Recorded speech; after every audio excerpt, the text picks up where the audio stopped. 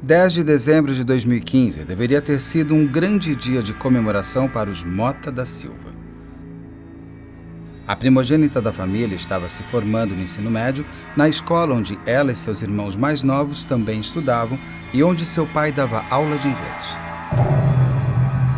Entre um evento e outro, durante a entrega de diplomas do terceiro colegial, Beatriz Angélica, caçula da turma, avisa a mãe, Lucinha Mota, que iria até o bebedouro tomar água.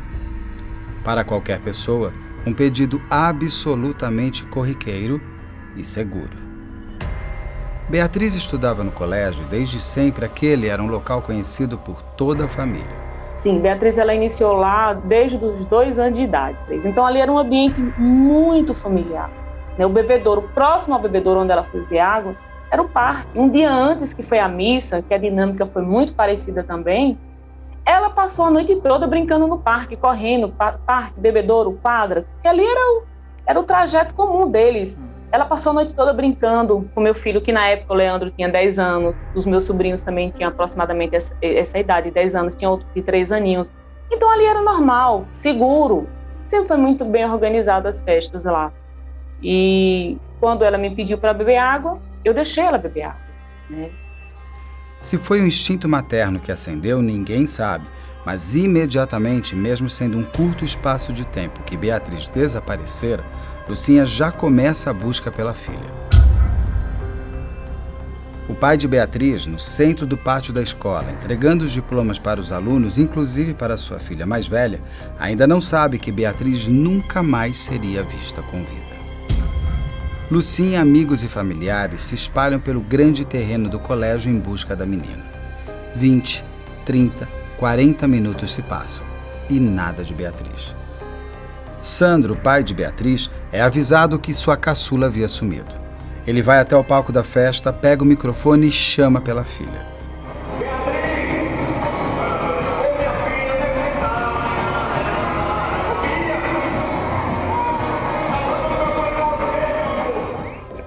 Eu imaginei na hora que me disseram a Beatriz sumiu. Eu falei, não, ela deve estar no parquinho, porque ontem ela brincou bastante com o parquinho.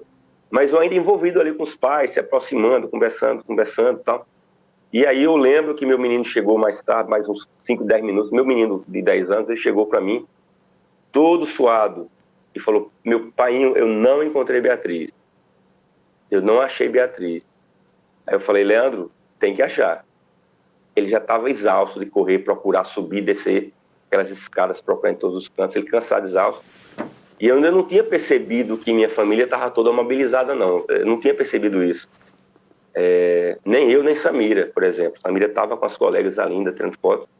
Mas já o pessoal de minha família, 12, 13 pessoas, já estavam andando. Isso eram que horas, mais ou menos? Às 10 horas da noite.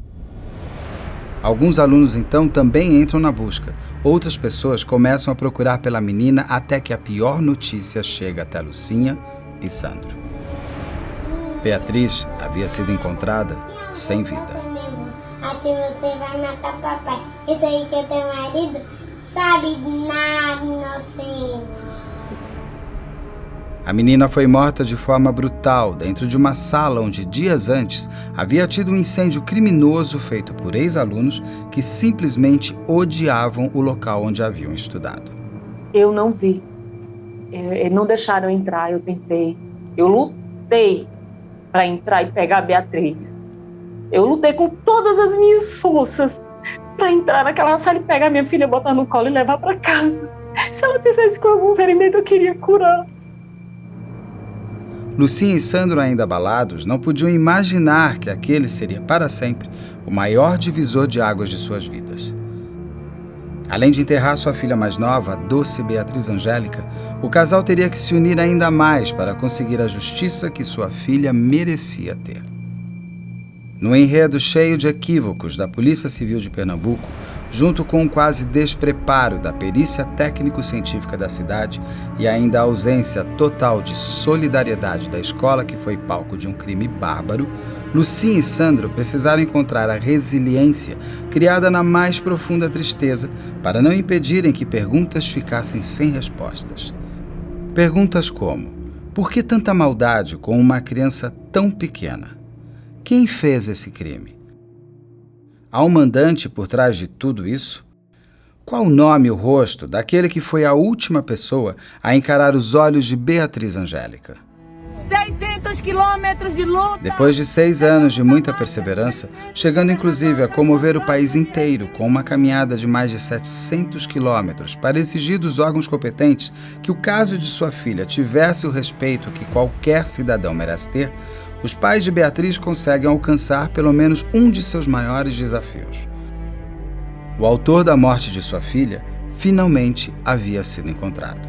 Graças à ciência, o DNA deixado pelo autor na arma da morte da menina tinha sido cruzado no banco de dados dos criminosos presos no estado de Pernambuco, que resultou no nome de Marcelo da Silva. Marcelo tem uma longa lista de roubos, furtos e, inclusive, ato sexual contra uma menina de apenas 9 anos de idade.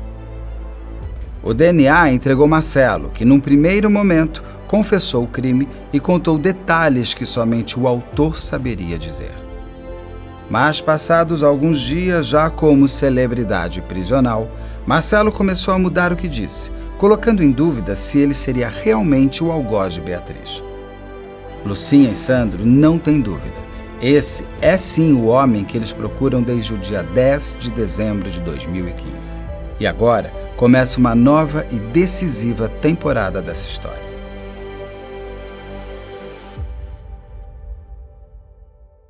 Você falou bastante em Deus e que vocês acreditam muito que vocês um dia vão se reencontrar.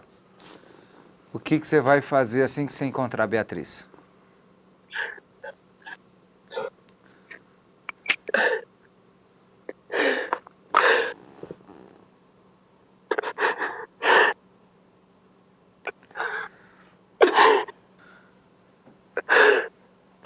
Não precisa me falar mais nada. Eu hoje dou minha vida agora. Se fosse passar mais um minuto com ele, eu daria agora. Trocar o resto da minha vida por mais um minuto. E segurar. Eu tenho as roupinhas dela que eu cheiro, as roupinhas dela. Os brinquedinhos dela tudo guardadinho. Uma dor. O crime. O crime é terrível, como eu falei. Ele não destrói só a pessoa que perdeu a vida. Ele destrói muita gente mesmo. E ora a Deus todos os dias. A gente pede a Deus todos os dias para Deus abençoar as famílias. Para que ninguém passe. Não desejo a ninguém, nem ao meu pior inimigo, não tenho inimigos, nem a ninguém passar por o que nós passamos. Deixa eu tirar foto, Bia! Ô, Bia! Beatriz Angélica Mota Ferreira da Silva tinha apenas 7 anos quando foi morta na escola onde estudava em Petrolina, no estado de Pernambuco, Brasil.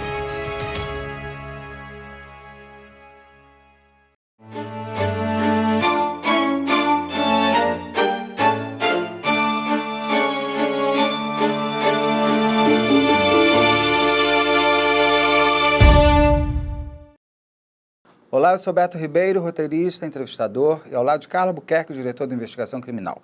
Eu converso agora com a doutora Norma Bonaccorso.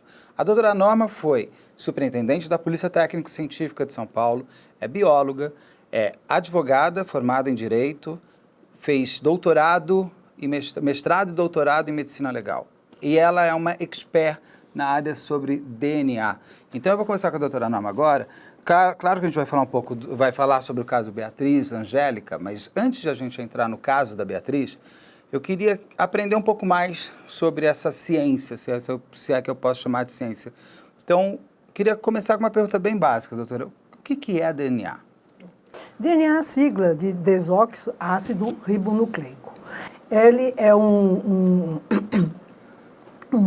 ácido que compõe, na maior parte, os nossos os cromossomos. Né? Então, o que acontece? Nós somos, geneticamente, metade pai, metade mãe. Então, nós guardamos características nesses nossos genes, que são compostos por DNA, né, dali. E o DNA tem regiões em que ele expressa, tá, se expressa em forma de proteína. É daí que vem a nossa cor de pele, a cor dos olhos, cor do cabelo, a feitura de enzimas, a nossa vida. E tem outras partes do DNA que simplesmente não fazem nada, tá? E são regiões repetitivas, que a ciência ainda não sabe ao certo, né, qual é a utilidade. Então, vários estudos, né, que estão sendo feitos, mas tem já uma utilidade de primeira. Essas regiões repetitivas, como elas não produzem proteínas, que às vezes na falta de um gene que produz proteína, a falta de uma base lá do DNA já pode inviabilizar a vida da pessoa ou gerar várias dificuldades metabólicas. Nessa região do DNA que não que ela é repetitiva e que não fabrica proteínas, ela pode mutar, né, mudar bastante. Então isto, né, faz com que as pessoas se diferenciem. Cada pessoa tem o seu DNA próprio, servindo assim, se faz uma analogia com a impressão digital. Né? Então é por isso. Então nós trabalhamos com né, com estas regiões. Tem um número de regiões que foram amplamente estudadas, apesar de existir, elas já mutaram, né? E elas sofrem pouca mutação agora, né? Depois de catalogado. Então, são regiões eleitas, que são as mesmas regiões analisadas nas diferentes pessoas no mundo todo, e isso serve para que nós possamos trocar dados e saber. Então, veja, nós somos, eu vou ter essas regiões, vamos supor, eu analiso 22 regiões, 22 regiões. Eu vou ter metade delas vinda da minha mãe, metade vinda do meu pai. Eu sou muito parecida com meu pai e com a minha mãe. Com o meu irmão, eu tenho lá também uma similaridade, com a minha irmã uma similaridade, mas não temos DNA igual, mesmo sendo aparentados. Mesmo irmãos gêmeos? Aí, gêmeos idênticos. Tá? Os gêmeos idênticos, eles são produto de um óvulo e um espermatozoide. Tá? Aí, o que acontece? Se forma lá o ovo, o zigoto, e, de repente, esse zigoto se divide. Então, geneticamente, eles são iguais. Tá? Geneticamente, eles são iguais. Mas, mesmo assim, eles têm as impressões digitais diferentes. Tá? Por quê? Alguns genes... Né? Apesar disso aqui é proteína, alguns genes para expressão, então eles estão lá sendo gestados, lá no entre 4 e 6 meses que surgem as impressões digitais. O ambiente interno pode ser entendido diferentemente por cada um deles, e assim eles têm impressões digitais diferentes. Quando que se mapeou, quando que se descobre esse RG individual, esse DNA? Foi na Jeffreys, na Inglaterra, por volta no início da década de 80. 1980. 80. Ah, não, o DNA em si é longínquo, conhecido, né? Assim, conhecido, final do século XIX, né? Início do século XX, né? O DNA estava, né, com todo um estudo aí já, mas essa capacidade de fazer uma analogia, de individualizar alguém, começa com Jeffreys, né? Na Inglaterra. E aí ele foi sendo aprimorado, né, essa técnica, foi sofrendo, porque antes o que se fazia? Pegava-se o próprio DNA da célula em si, então, e fazia-se análise, tá, com sondas, né, e era uma coisa complicadíssima de se fazer. Depois veio uma técnica, tá, de engenharia genética que me permite analisar o DNA fragmentado, um DNA típico de local de crime. Por isso que nos primeiros casos, quando ainda não se tinha essa técnica que a gente chama de PCR, tá? Que é uma técnica que eu multiplico o meu DNA, é como se eu clonasse o DNA da amostra, né, in vitro no laboratório. Antes disso, eu precisava ter muito sangue. Por isso que ele era aplicado para exame de DNA de paternidade. exclusivamente em paternidade, que eu pego o sangue da mãe, o sangue da criança e o sangue do suposto pai e vou verificar as correspondências naquelas regiões. Porque já que você carrega o DNA, uma parte é da mãe, uma parte é do pai, aí necessariamente você vai ter que compartilhar aquilo 50% com um, 50% com o outro. Né? E aí depois, com a evolução da técnica, com a introdução da técnica chamada PCR, o que acabou acontecendo? A quantidade, eu consigo com pouco material, multiplicar isso sinteticamente no laboratório e analisar essas regiões com mais facilidade. Então, com isso eu posso trabalhar com sêmen, né? Ali, se bem que sêmen tem bastante, mas às vezes tem amostra com mistura. Antigamente, por exemplo, eu fiz um estágio no CSI de West Palm Beach, na Flórida, com um laboratório muito da Cecília Krause, que é uma das maiores autoridades no mundo na área aí do DNA. Ela era gerente do laboratório à época. Nos crimes sexuais, nós tínhamos que contar, pegava-se, por exemplo, a vítima, pegava-se a calcinha da vítima, por exemplo, né?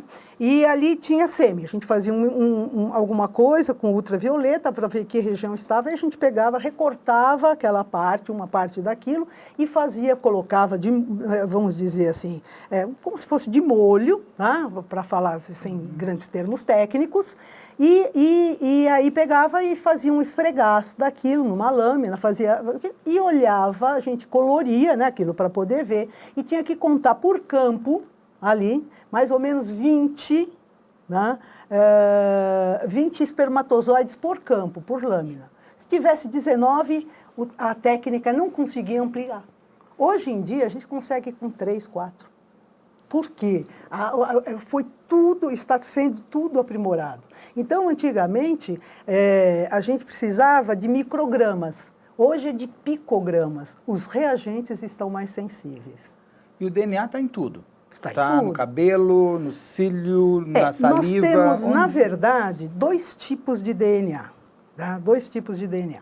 O DNA nuclear, que é esse que tem informação de pai e mãe, tá? Que é esse que nos dá a vida, e nós temos um outro tipo de DNA, que é o chamado DNA mitocondrial. Tá?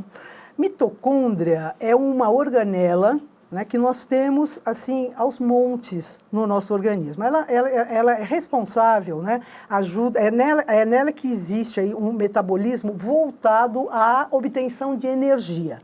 Né? Então, nós temos, no mínimo, 500 mitocôndrias por célula. Tá? E em células que você precisa de muita energia, como uma célula muscular, alguma coisa, pode chegar a mais de 10 mil. Então, mitocôndria na célula é enorme. Agora, núcleo, só tem um. Tá. Aí eu falo assim, mas é o DNA de pai e mãe? Não, não é. Tem uma teoria, o que acontece? O nosso DNA mitocondrial é só das nossas mães. Tá?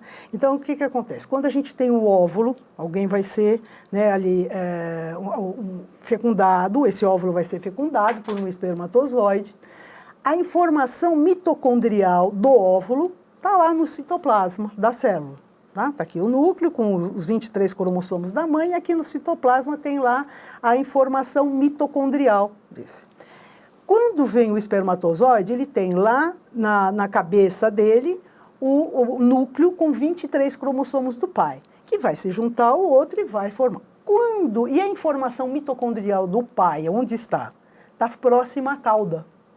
E aí, quando o espermatozoide fecunda o óvulo, essa cauda cai. E aí nós só temos mitocôndrias das mães. E essa mitocôndria, essa análise desse DNA mitocondrial, ele é uma análise... Eu não posso fazer exame de paternidade, por exemplo, com ela. Porque né? Não vai ter nada do pai. Não vai ter nada do pai. Nada do pai. Tá? É um material que nós temos, que é em grande quantidade, mas ele é extremamente restrito. E o grande problema também do DNA mitocondrial é o problema da contaminação. Tá? Que nem, por exemplo, se eu fizer isto aqui na minha célula, aqui está cheio de células mortas, não tem núcleo, tá? Porque já estão mortas, ele não tem, mas mitocôndria está cheio.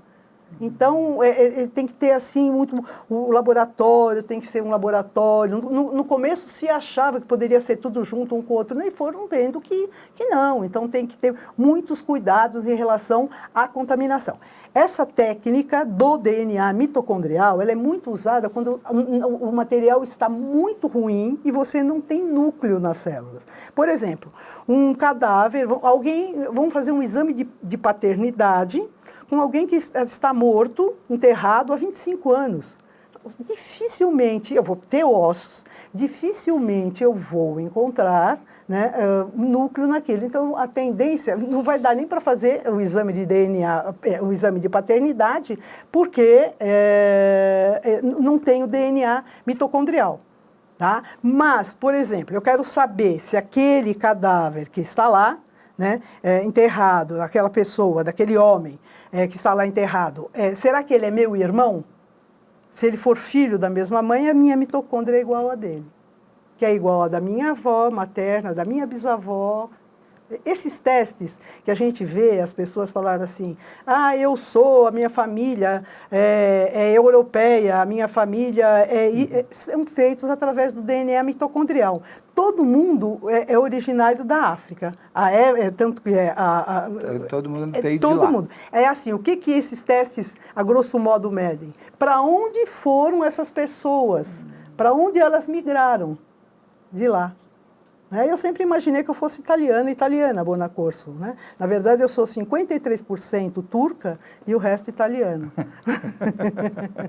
Agora, você falou que no cadáver só vai ter... Não, o cadáver vai poder ter tudo, depende do estado dele. Não, não sei se eu entendi direito uma coisa, quando você vai ali abrir, tiver só os ossos, ali vai ter o DNA... Mais provável, DNA não vai ter mitocondrial. O núcleo, né? Só vai ter mais provável, o mitocondrial.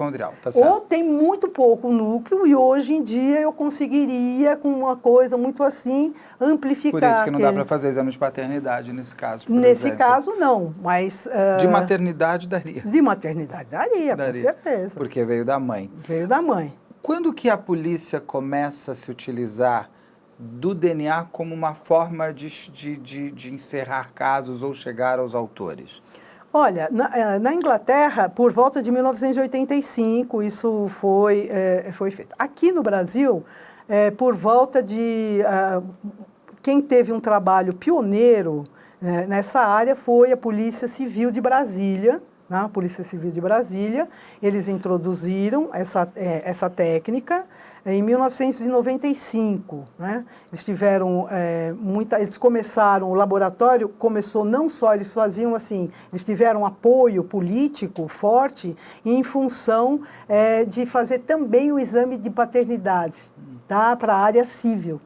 Então, aí eles começaram devagar, foram fazendo, fizeram um convênio com a Universidade de Coimbra e foram aprendendo, aprimorando e tal. E depois eles fizeram um curso, né, oferecendo ali para treinamento para os peritos do Brasil todo. Eu fiz curso lá, eles chamavam, vários pesquisadores do mundo todo, e eles fizeram alguns cursos. Eu fiz parte da segunda turma, eu fiz isso em 1998. Em 1998, 97, 98, nós começamos o nosso laboratório de DNA aqui em São Paulo, que já tinha tido algumas tentativas anteriores, mas sem sucesso.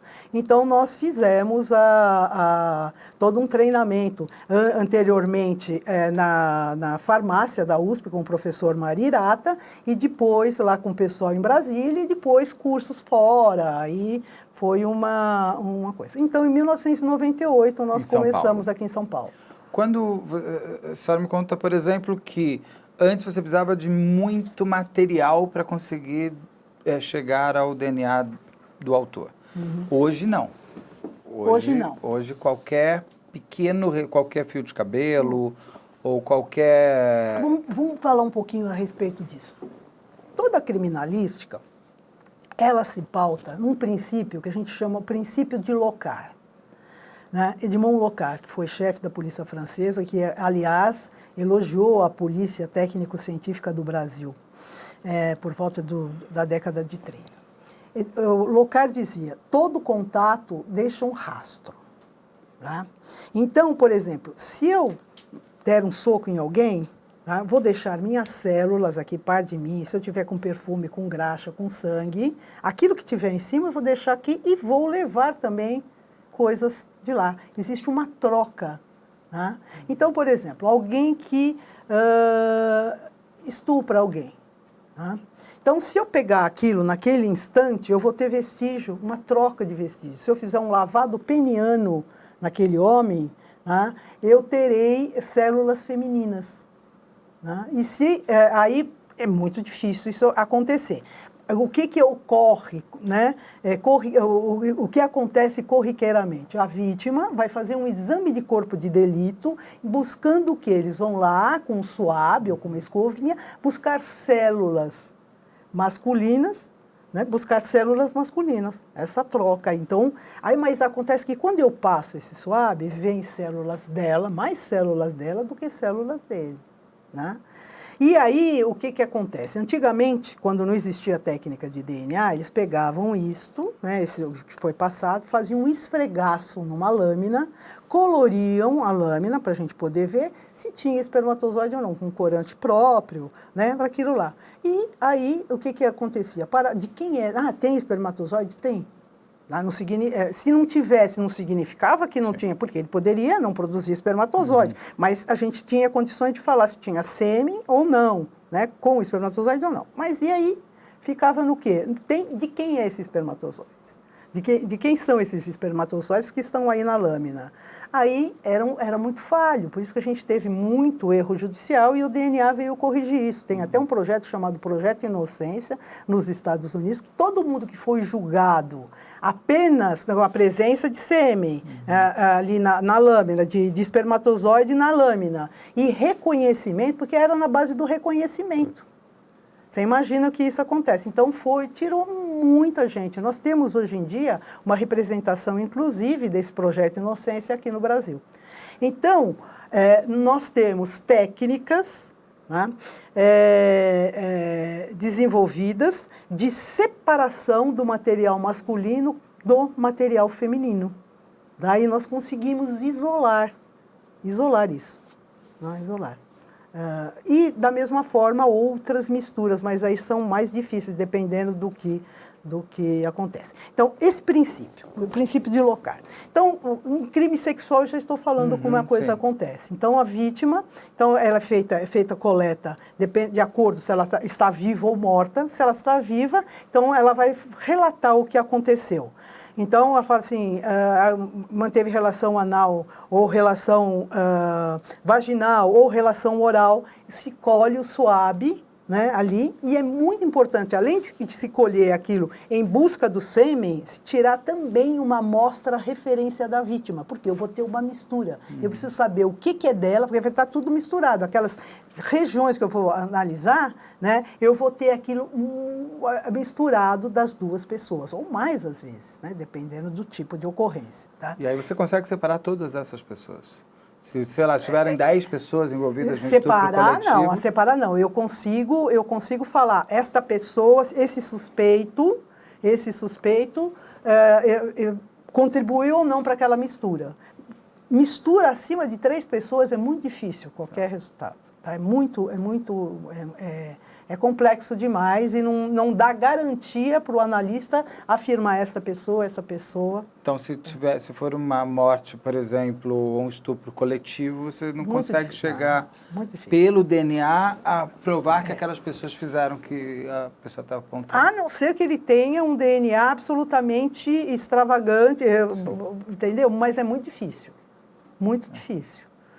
Bem, aí, hoje em dia existem, inclusive, softwares para ajudar a probabilidade, calcular a probabilidade, né, naquela mistura e que dão um respaldo maior para o analista. Pois bem, mas nós falávamos que tipo de vestígio. Então, nos crimes sexuais, nós temos isso.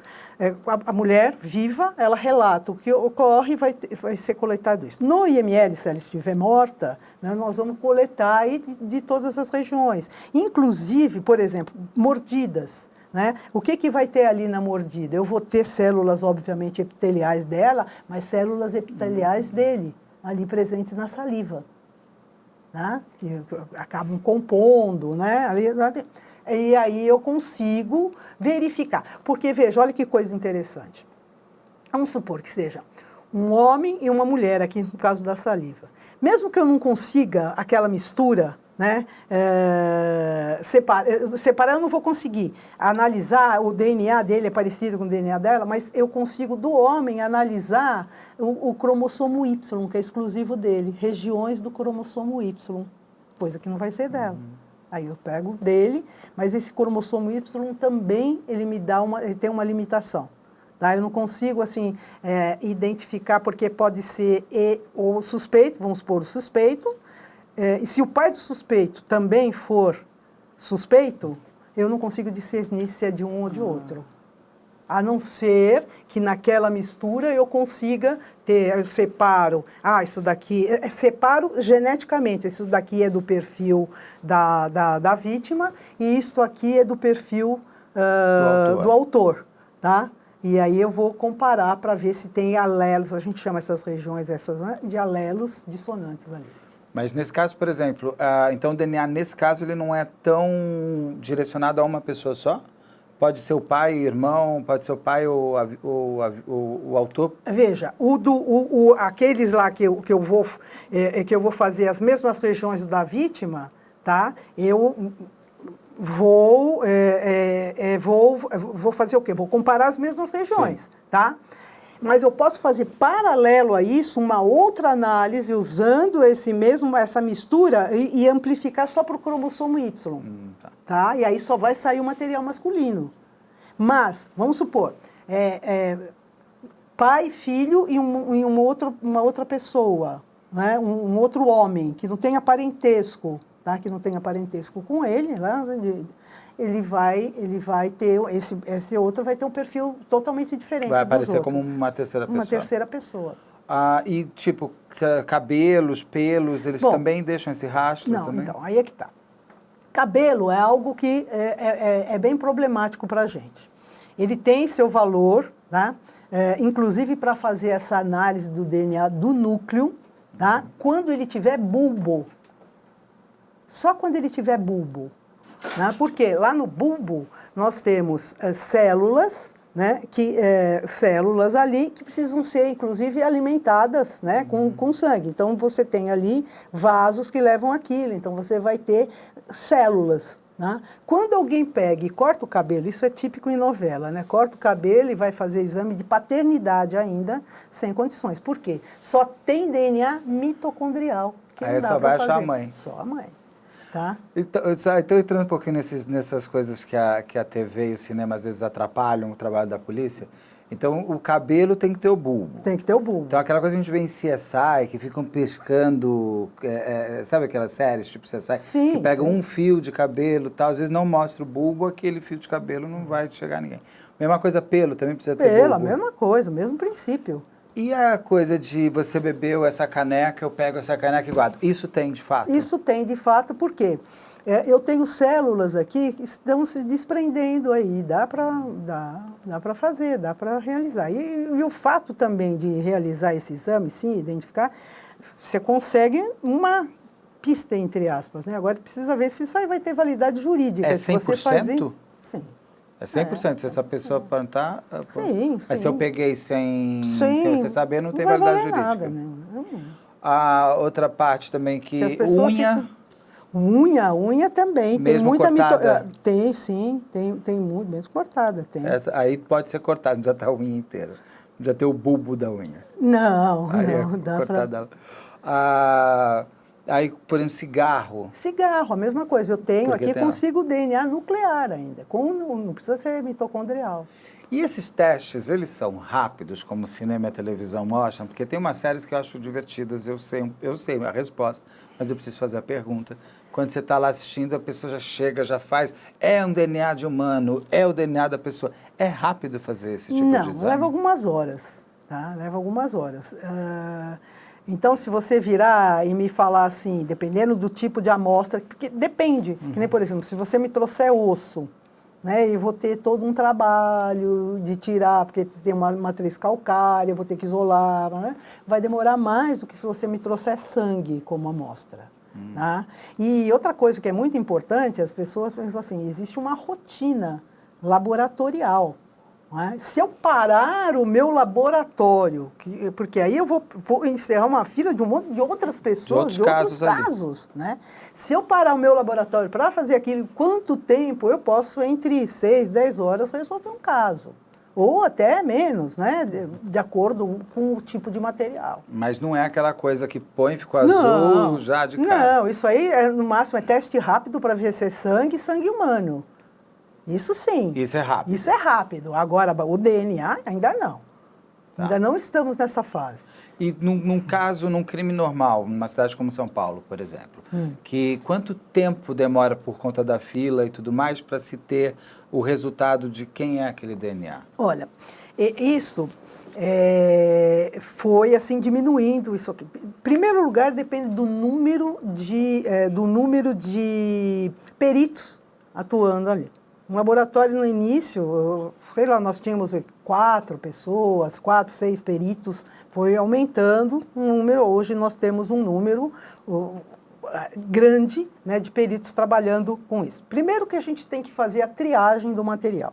Né? Então, ver se aquilo é sêmen, se nesse sêmen tem espermatozoides, aí isso vai partir para análise de DNA, propriamente dito, depende de tipo, isso daqui eu vou analisar uma calcinha, eu vou analisar o sangue de uma camiseta, como é que aquilo está, como é que está a conservação deste material. Não é um material ideal, como no exame de paternidade, que você antes tirava sangue, hoje é com suave, né, na boca. Era bem diferente. É osso, vai ser uma outra técnica, se é osso muito antigo, então às vezes nós temos que repetir várias vezes. Além de que nós temos que repetir, né, sempre, para realmente comprovar que aquele resultado que eu obtive não foi fruto de um acaso, de uma troca. Então, você tem que ter toda essa custódia, né, de referência. Bom, então, antes, a análise demorava bastante, porque tudo era manual. Né? De início, a gente analisava, lembra de que eu te falei desses 21? Era um por um.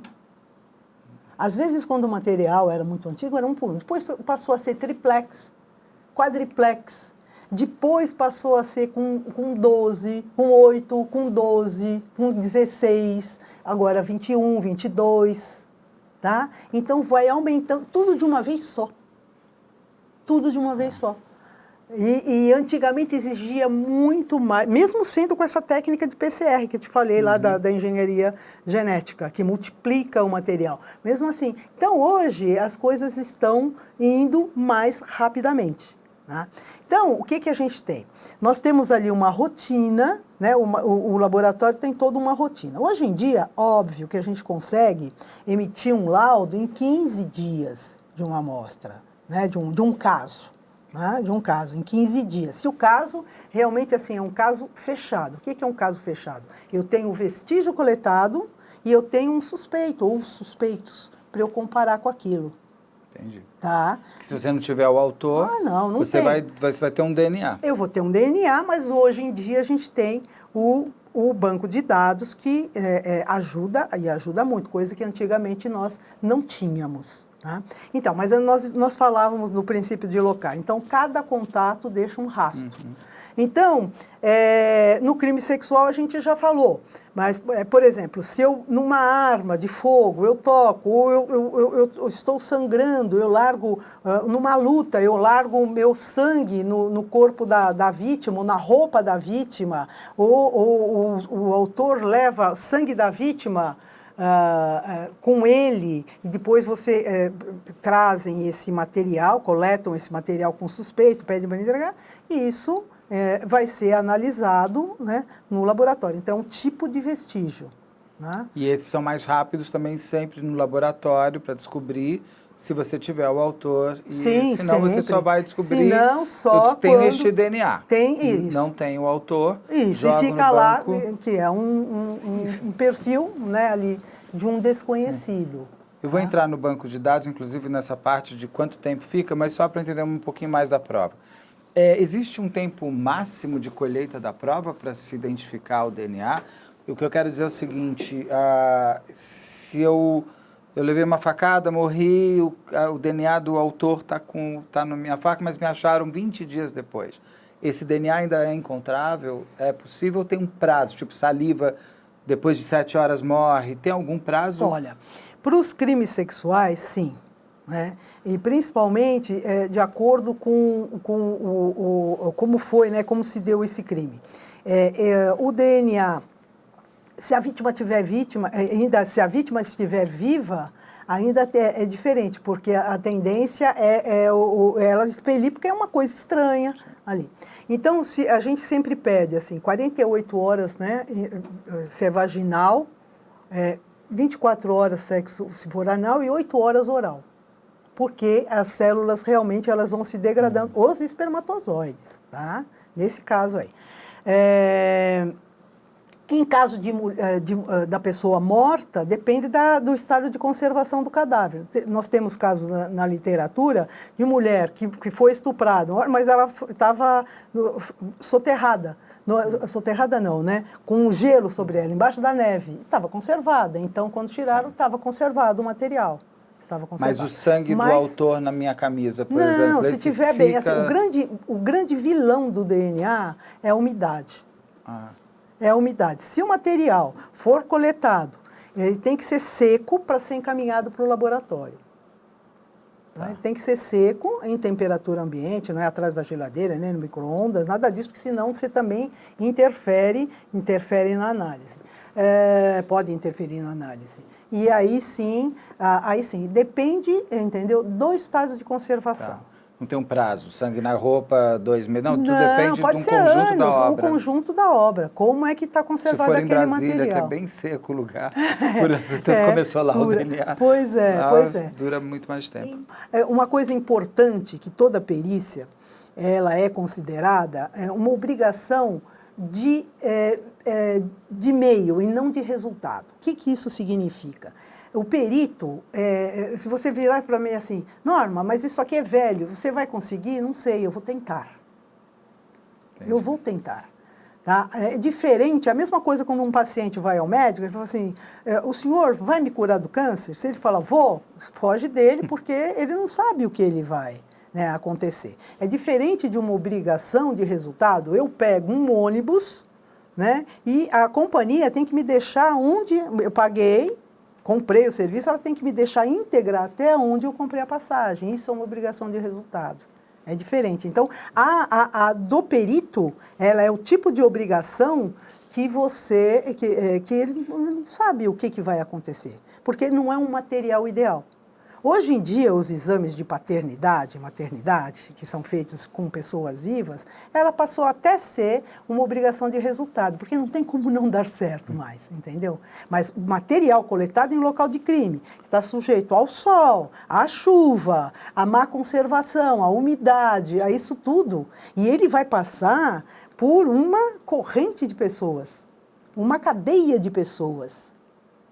Então, quem coleta, como acondiciona, aí se vai levar para secar, né? Vai levar para secar antes de mandar para o laboratório, como é que a coisa vai chegar. Então, tem tudo isso. Lá no laboratório, tem todo um processo, e inclusive um processo de muito cuidado, tá? Para eu saber que realmente aquele material que foi colhido lá no local, ele vai ser o mesmo que vai chegar lá. Não existe trocas. Tá? Dolosas ou culposas. Então, nós nos precavemos disso através de procedimentos que nós chamamos de cadeia de custódia, tá? Em que eu demonstro desde o início até o final, para quem for ler aquele laudo, pode ter certeza que é o material que foi coletado, porque nós rastreamos, é uma forma que eu consigo rastrear quem colocou as mãos naquele material. Até para não haver troca e tudo mais, nem para proteger alguém, nem para culpar alguém. E isso ter valor jurídico, claro. Porque a gente não pode pensar na prova pericial sem esse tipo, assim, ela tem que valer como prova. Porque ela é irrefutável, ela é definitiva, né? Uma prova de DNA, no caso como do DNA, ela é uma prova definitiva, não é? Sim, depende. Não é que ela vai falar assim, olha, foi encontrado o sêmen na vagina da vítima, né? Aí ele é o estuprador. Ela alegou. De repente, a relação foi consensual. Sim, sim. Entendeu? O exame de DNA, o que ele está falando ali? Para quem está presidindo a investigação ou para quem vai julgar, né? Olha, isto aqui é dessa... O sêmen encontrado dessa pessoa. Aí a prova sobre estupro cabe ao policial investigar e provar. Exatamente. Mas um caso de morte, por exemplo, daqui a pouco a gente vai falar da Beatriz, com uma faca, com sangue do autor ali, que aquela pessoa pegou a faca. Que pegou a faca, só isso. Não que ela enfiou a faca na pessoa. Não que ela enfiou a faca na pessoa. Aí é uma outra parte da perícia que tem que... Que tem perícia ou investigação, chegar a outra coisa e vai perguntar para a perícia. A perícia só responde, né? O perito é instado. Esse sêmen pertence a esse homem? Sim, mas o perito vai falar sim, mas ele não pode falar, sim, ele é o estuprador, sim, ele é o assassino. Mas é uma prova muito forte. Por isso forte. Que ela tem que ser tão bem feita em toda essa cadeia de custódia, para que você não tenha o risco de botar uma pessoa atrás das grades. Das grades, sem ser. E além de que, ela precisa ser muito bem, né, colocada ali, para formar todo um complexo, né, que some aquilo. Olha, viram ele entrar, tem a imagem, tem isso, tem aquilo e tem lá o DNA dele. Então, aí ele vai falar, não, foi meu irmão gêmeo. Precisa ver, né, se ele tem um irmão gêmeo ou alguma coisa assim. Isso, o perito não pode falar, e nem falar assim, é fulano de tal. Tá. Você falou do banco de dados. Quando que começa? Existe um banco de dados? São duas perguntas coligadas. Se existe, quando começou? Como que ele foi criado? Bom, esse banco de dados, ele começou no mundo com a FBI. Tá? Logo no final dos anos 90, ele começou com a FBI. A Inglaterra, que foi pioneira nessa parte, também fazia lá o seu banco de dados, só que eles faziam com regiões diferentes. Banco para cada lugar? Não é isso. Análise de regiões diferentes do DNA. Como que eu vou comparar com as outras? Então, não tinha uma uniformidade. Depois passou a ter uma uniformidade, foram estabelecidos 13 lotes, não sei se agora vai aumentar esse número, mas 13 lotes que o mundo inteiro analisa. E com isso, você pode trocar dados. O mundo troca dados com esse banco de dados? Pode trocar, mas não troca ainda. Sim, em alguns casos, sim, pode trocar, sim.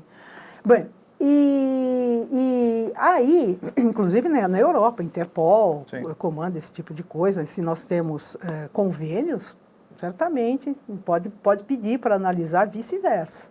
Tá? Vice-versa. Pois bem, o banco de dados, ele vai ter partes, ele vai ter categorias. Tá? Então, nós temos, num laboratório, antes de chegar ao banco de dados, quais são as amostras recorrentes que nós temos, né, ali? Amostras oriundas do IML de crimes sexuais relativas a isso. E amostras para identificação de cadáver. Às vezes o cadáver é encontrado em decomposição, tá? Então supõe-se que seja, né, e não necessariamente seja um caso criminal, mas é o IML que colhe o material e manda o material biológico para comparação, né, dos supostos parentes. Tá? Então, esse tipo de coisa. Então, nós temos aí um caso de identificação cadavérica. Tá? E pode existir também de desaparecidos, obviamente que isso daí está relacionado a isso. Identificação cadavérica. Então, eu vou ter material de pessoas civis que não tem nada a ver com crime. Tá? Bom. A segunda parte, ou pode ter a ver, a segunda parte é o dos crimes sexuais, em que eu vou ter material da vítima, material retirado da vítima, da vagina da vítima, se for lugar, e material do suspeito ou suspeitos. E eu tenho vestígios coletados em local de crime, cabelo, pelo sobre a vítima, sangue no chão, alguém brigou, se esfaqueou, então um está morto lá, aí tem pingos pelo chão. De quem será? Será que é do cadáver ou será de alguém que está ferido e que provavelmente é o autor ou lutou ali com... Né, então, são esses vestígios. E aí eu vou receber sangue dos suspeitos. Não tá aí. Então, o que acontece? Eu posso colocar esses perfis genéticos que eu encontro, né? Tanto, vamos supor, eu recebi material de uma vítima de crime sexual, vem o material dela e o do suspeito.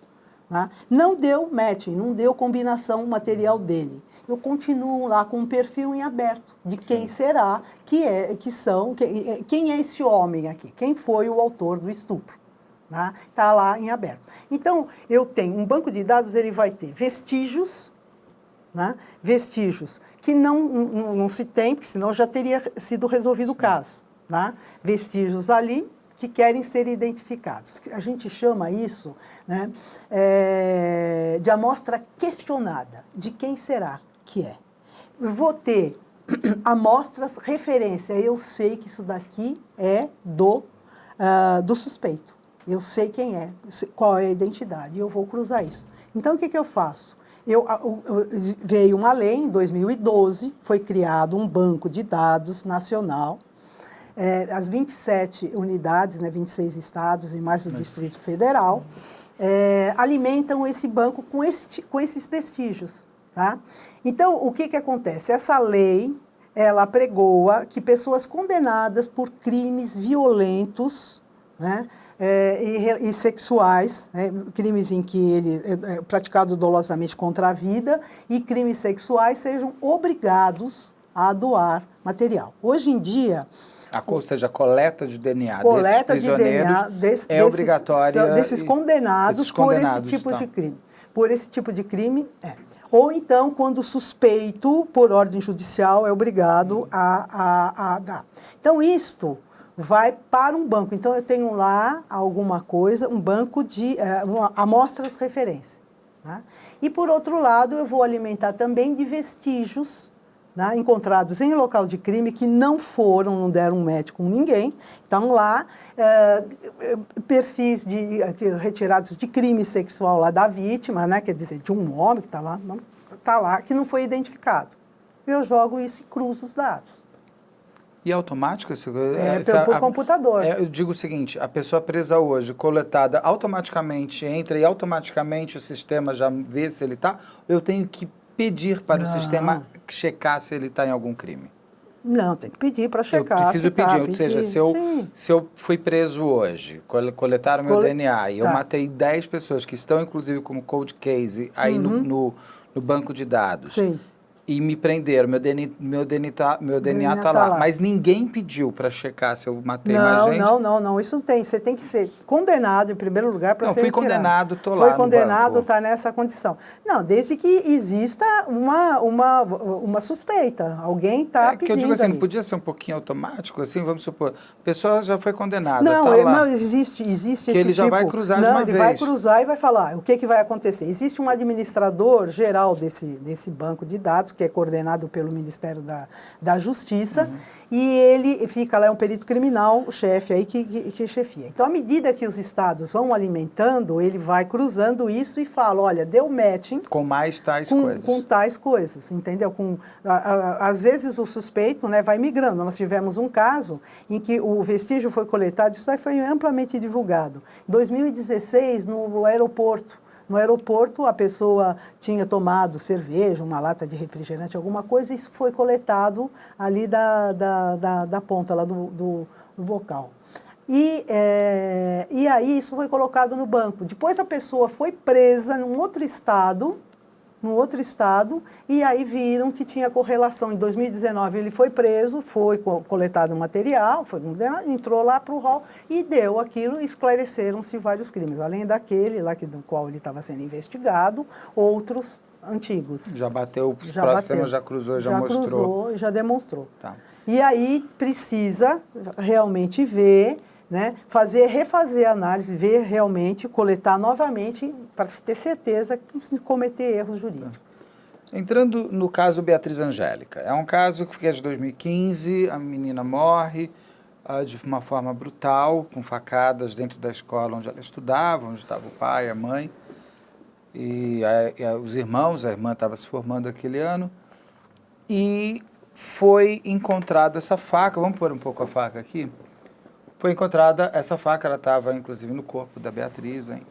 Nesta faca foi detectado DNA do autor. É pouco, daí eu li muita coisa falando assim, era pouco vestígio. O que acontece que é o pouco vestígio nesse caso? É aquilo que você estava me contando, tem que ficar multiplicando? Então, mas acontece que é o seguinte, então, assim, o mundo pericial criminal é uma coisa, assim, um desafio a cada tipo de amostra.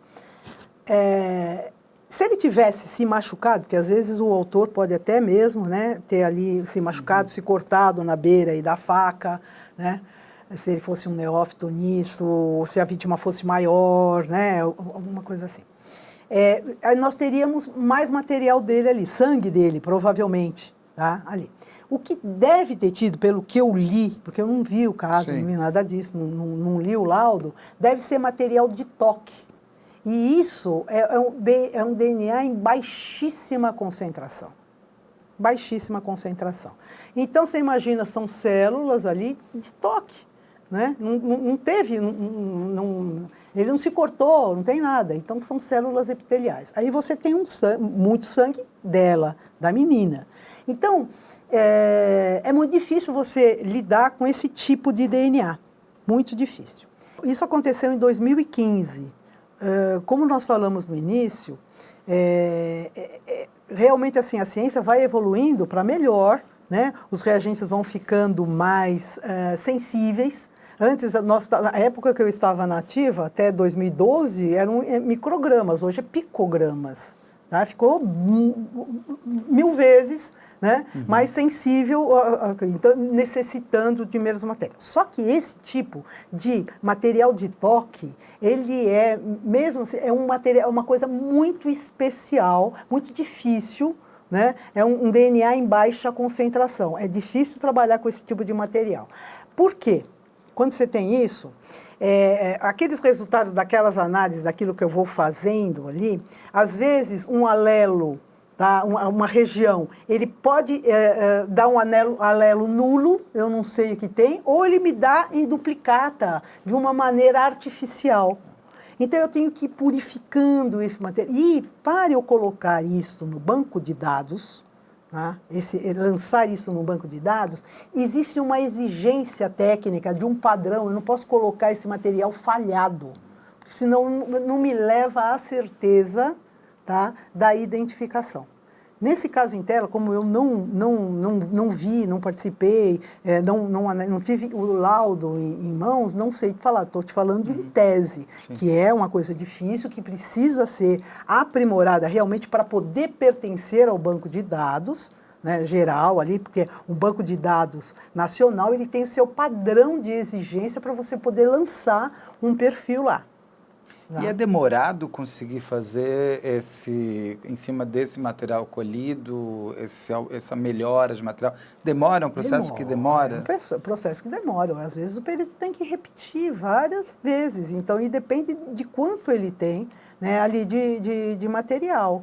Né? E mais, para ele poder fazer isso, analisar, fazer o confronto, é esse perfil, é alguma coisa lá, vamos supor, quando ele vai comparar com o suspeito, se tiver falhas, porque normalmente esse material, ele não reproduz todos os alelos. Eu não tenho ali, se eu pegar aqui, por exemplo, o sangue que estava na faca lá dela, eu vou ter em todo certeza absoluta, não vai me dar um resultado falso, um pico falso, ou vai falhar em alguma região, alguma coisa assim. Agora, quando o material é exíguo, né, é muito difícil de se trabalhar com isso. Então, o quanto tempo, isso aí vai depender da quantidade. Então, eu não tenho elementos para te falar isso. Pode levar meses. Às vezes, a técnica, entendeu? A pessoa vai se aprimorando para chegar. Porque passaram-se 6 anos, né, do início até agora. Até agora, a prisão do assassino, confesso.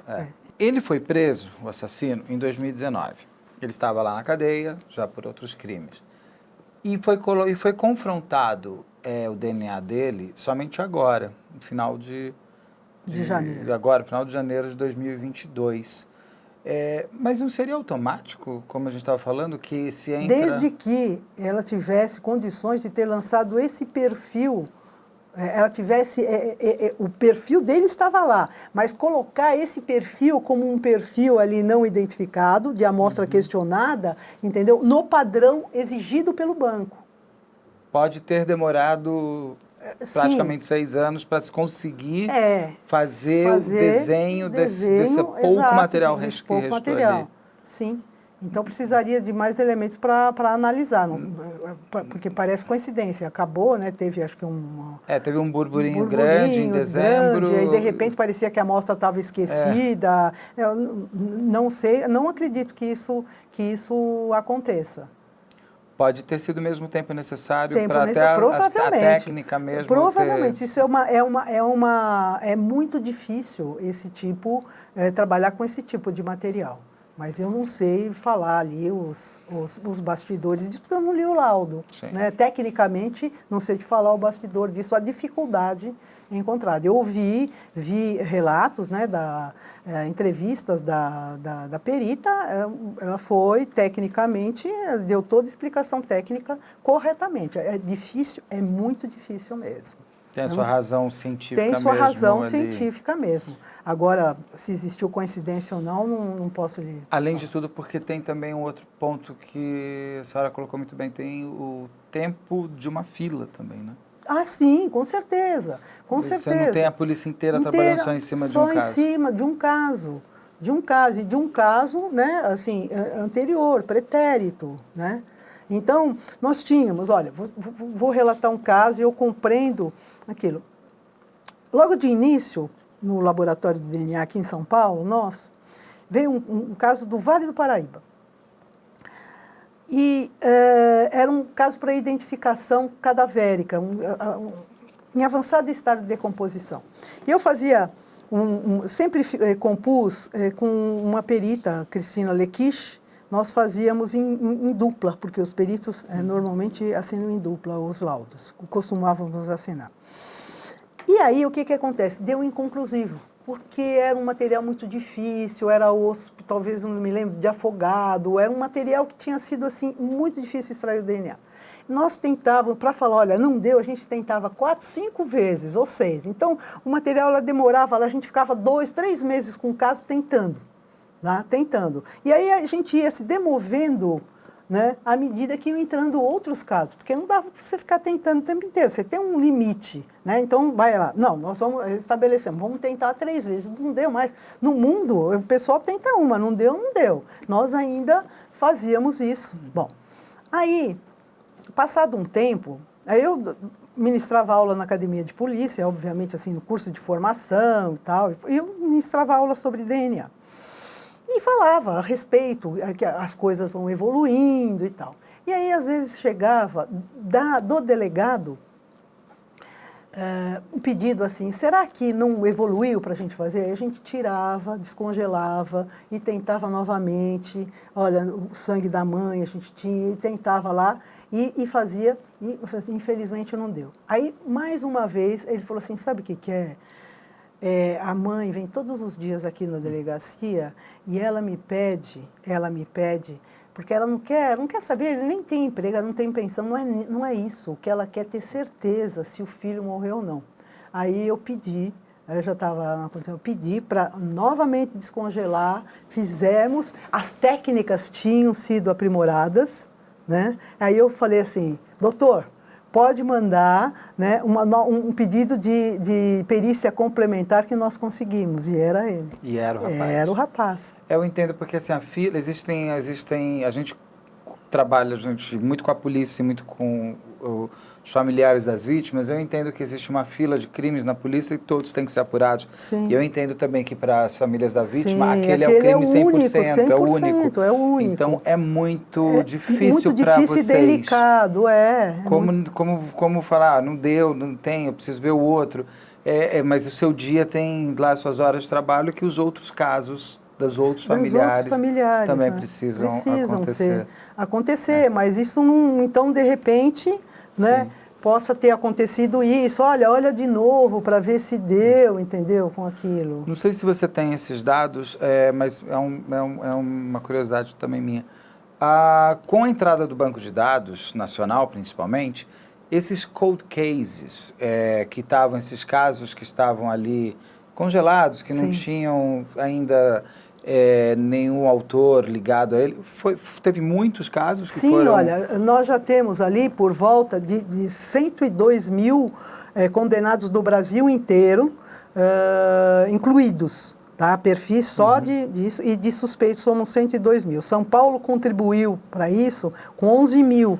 Né? Pernambuco com 14 mil. São Paulo parou um pouco por causa da pandemia, mas nós vamos chegar, infelizmente, a 70 mil. Imagina quanto vai ajudar mais ainda. Já foram resolvidos aí, com o auxílio do banco de dados, mais de 3.400 casos. E foram também... E uma coisa interessante ainda, tem assim... tem uma parte também que é de assim, material civil.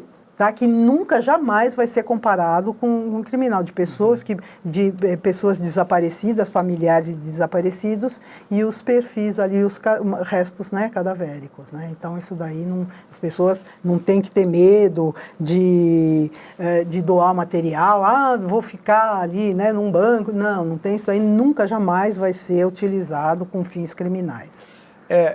Eu vou fazer essa pergunta, depois eu vou até entrar nessa parte eu achei muito interessante como é tudo muito confidencial dentro dos bancos. Muito.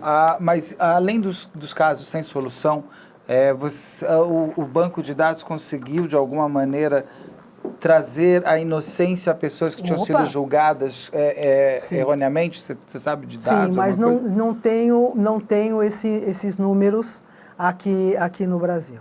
Mas muita gente acaba sendo inocentada também graças a um banco de dados. Antes de ser condenado até.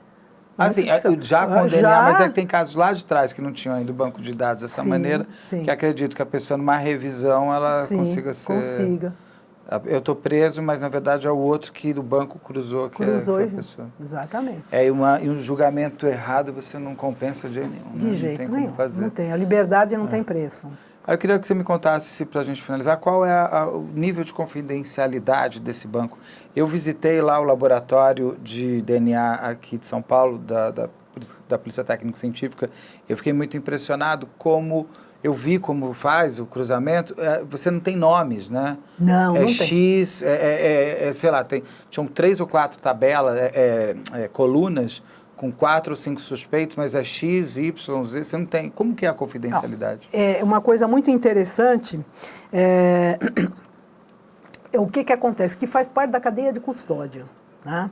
Inclusive, por quê? O material pode sofrer trocas desde o local de crime, a secagem, do preparo, no transporte, dentro do laboratório, tá? Também. Então, o que acontece? Ele é desidentificado. Ele recebe um número, ele transita lá como um número. Sem nomes. Sem nomes, sem nada. Tá? Porque uma inversão numa amostra, você, né, destrói 2 casos. Né? Em conclusão, não, né? Assim, negativa 2 casos. Tá? Então, o que acontece? No mínimo, né? O que acontece? Tudo é desidentificado. Né? Se trabalham às cegas. Né? E um perito repete o caso do outro, sem saber o que é, para ver se realmente é aquele resultado. Então, aquilo que é dito ali, é sobre aquilo, com certeza, está sendo, sobre aquelas amostras que foram analisadas, o resultado é aquele. Não teve nada, nem culposo e nem doloso. Então, nós temos ali, né, revisores de trabalhos. Tá?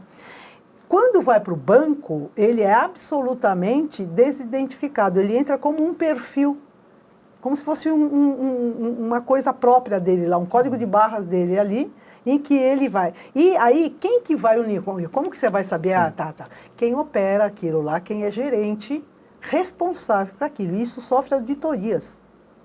Né? No Brasil inteiro. O Brasil inteiro. O Brasil inteiro. Mesmo modo auditorias do Banco modo Nacional que vão aos bancos estaduais. Ali verificar isso. Então, e não pode, da mesma maneira que não vai poder usar, cruzar com o perfil do civil, que está atrás de uma pessoa desaparecida, ser jogado lá no banco. Não pode, sob pena mesmo de processo. É crime, né, se fizer esse tipo de coisa. Né? E ali, se alguém não vai poder chegar, qualquer um entra, a pessoa tem que ser habilitada naquilo, é identificado, tem todo um procedimento de segurança. Então, existe uma dissociação dos dados, da identidade. Quem vai fazer isso é o responsável por aquilo, e existe auditoria sobre isso. Muito bem. Tá? É porque isso traz, inclusive, a segurança para que a ciência seja só ciência, e não usada para vinganças pessoais ou até para tirar pessoas amadas da linha de fogo da justiça. Exatamente. Doutora, tem mais alguma pergunta que eu não fiz que a senhora gostaria que eu tivesse feito sobre esse universo tão enorme? Teve uma hora que eu esqueci de falar sobre, assim, da ciência, no momento, da automatização da técnica. Porque o que acontece? Antigamente, eu precisava, né, naqueles casos, além de fazer, por exemplo, do osso, ficar lá um por um, o sangue, eu tinha que extrair manualmente tudo aquilo. Tá? Hoje em dia é automatizado. As amostras é o computador, né, o robozinho que faz. Que separa tudo isso?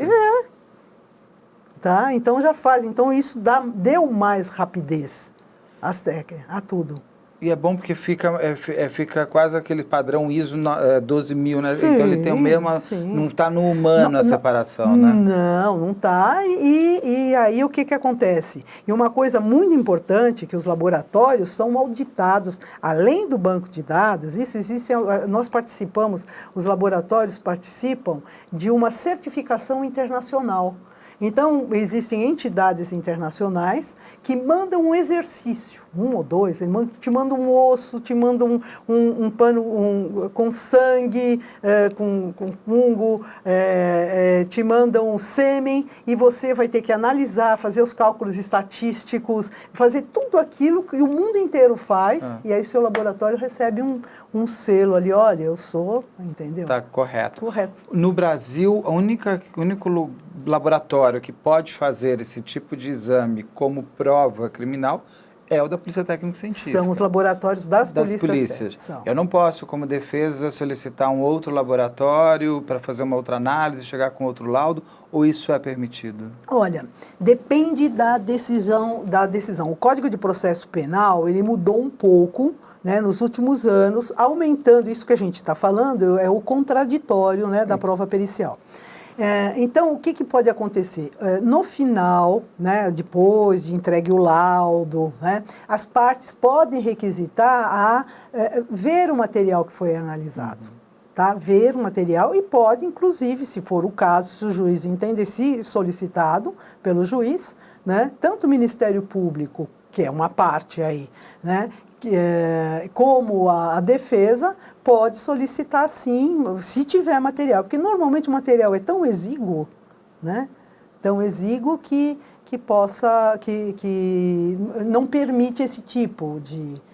Mas pode solicitar o quê? Uma outra análise, uma segunda análise de outro laboratório? Ou até de outro laboratório. Tá. Ou até de outro laboratório. Tá certo. Mais alguma coisa que a gente queira conversar? Agradeço muito a sua participação, foi super elucidativa sobre DNAs da vida. Que bom. E agradeço vocês também por terem assistido a essa entrevista com a doutora Norma Bonaccorso, que como eu contei, foi superintendente da Polícia Técnico-Científica de São Paulo, é bióloga, formada em Direito, advogada, com mestrado e doutorado em Medicina Legal e uma expert em DNA. Até a próxima.